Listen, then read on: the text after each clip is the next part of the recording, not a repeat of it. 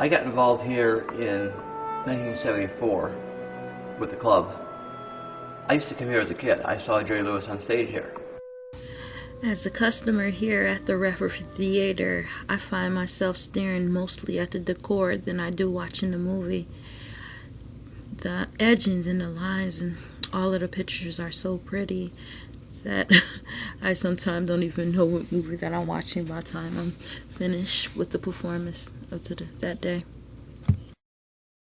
The theater was built in 1928.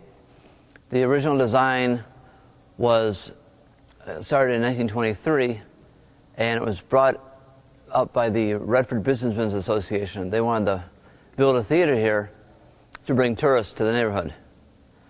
So in 1923 they started plans, and the original design was going to be Greek Revival. In 1928, when it was being built, 27 was being built, the theater was being built by a man named John Kunske. John Kunske was the largest shower of movies on the East Coast of the United States. So he was equal to William Fox on the West Coast.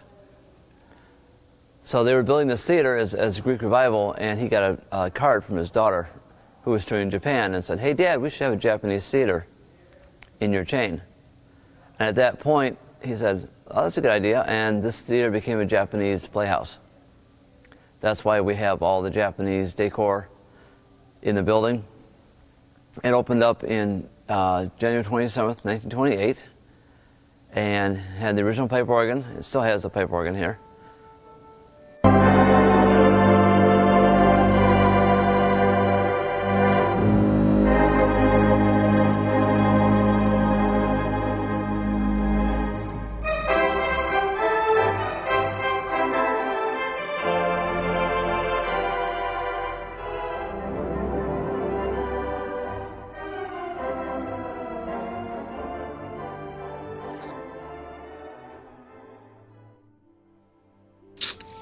My kids also love the train set that they can get to go and enjoy at the intermission at every show. It is beautiful, especially when it's all lit up.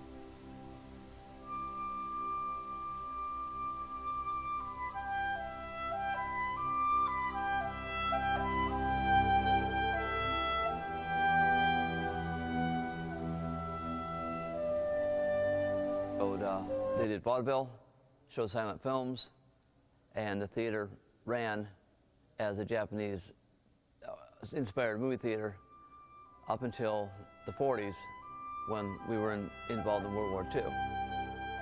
And World War II came along. What we understand is attendance dropped off. The people coming to the theater thought this was a Japanese-owned theater, and so they stopped coming. So the owners decided, well, we'll paint it over to get rid of the Japanese flair, and maybe people will come back. It worked. So, but all the decoration was painted over. And in subsequent years, they hung drapes up on the walls. They knocked parts of the walls down, covered parts up, and it was completely obliterated, except for the actual structure of the two pagoda roofs and the roof over the stage. When we took over in 1974, we didn't know what it looked like. We didn't have any pictures, any plans, any prints of the building. One of our members said, well, I just did giant blocks for a castle. and a play. We could paint it like that. So all the walls got painted gray and were painted to look like cinder blocks. They were about 18 inches wide and about a foot high. In 1982, we came across a set of photographs that showed what the building actually looked like. And we decided we'd start to dig in and see if we could restore the building back to what it looked like originally. So the first restoration project was the inner lobby, which we had no pictures of.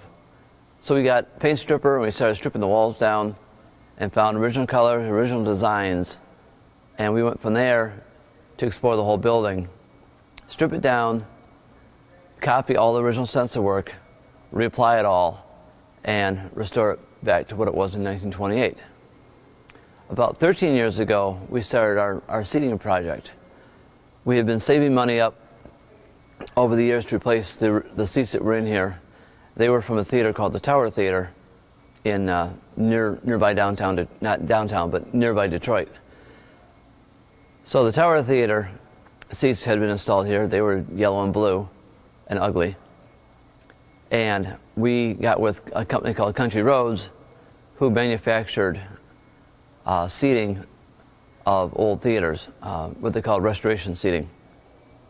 So the main floor seating program was done about 13 years ago. Our balcony was done last year to completely reseat the theater at a cost near $700,000. Now there are 1,591 seats. The building originally sat 2,200. The area here at the Redford Theater is really nice. People normally get together during intermission or after the movies to purchase items related to the movie or the Redford Theater. They normally have t-shirts that you can sell, that you can buy, and other memorabilia.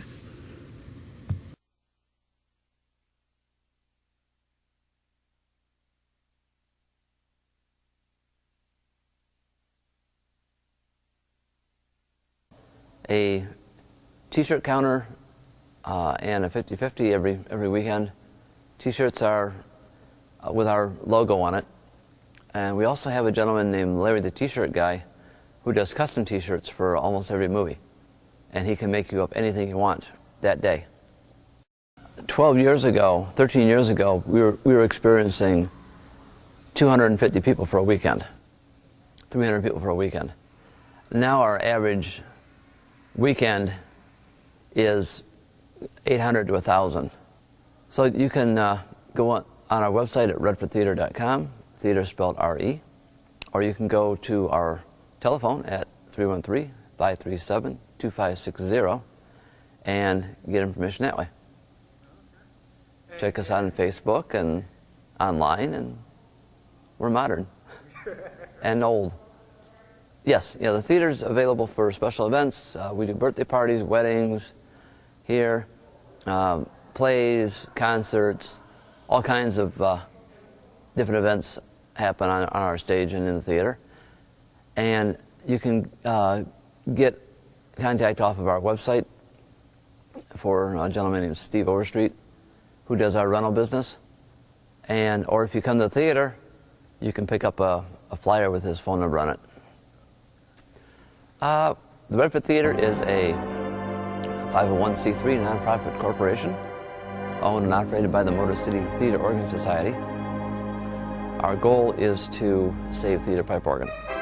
That is the goal of the club that owns it, the corporation that owns it. And that's why we're here, to save the Barton pipe organ. We are always taking donations. You can purchase a seat or donate a seat, put your name on it, sponsor a seat. So if you look at seats throughout the building, there are sponsorship tags.